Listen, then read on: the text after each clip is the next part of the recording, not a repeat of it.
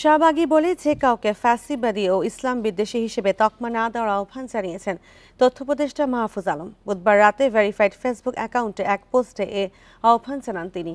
বলেন, ইসলাম বিরোধিতা নয়, অনেকেই সে সময় শাহবাগে গেছেন মুক্তিযুদ্ধ বিরোধীদের বিষয় আন্দোলনের অংশ হিসেবে। মাহফুজ আলম আরও বলেন, শাহবাগে গণজাগরণ মঞ্চের আন্দোলনে ছিলেন এমন অনেক ব্যক্তি কয়েক বছর ধরে শেখ হাসিনার ফ্যাসিবাদের বিরুদ্ধে লড়ছেন। তাদের অনেকে আহত ও নিহত হয়েছেন। বলেন, শাপলা শাহবাগের কর্মীরা সহযোদ্ধা হয়েছিলেন বলেই শেখ হাসিনার পতন ঘটেছিল। তারা আর ইতিমধ্যে তাদের রাজনৈতিক ভুলের প্রায়শ্চিত্ত করেছেন। শাহবাগ ও শাপলা চত্বর এই দুই ভাগে জনগণকে বিভক্ত না করে সবাইকে গণতন্ত্র, আইনের শাসন এবং সংহতির দিকে এগোনোর আহ্বান জানান তথ্য উপদেষ্টা।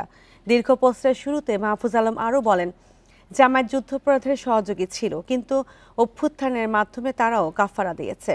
জামায়াতের যারা বাংলাদেশপন্থী তারা এ দেশে রাজনীতি করার অধিকার রাখে বলেও জানান তিনি।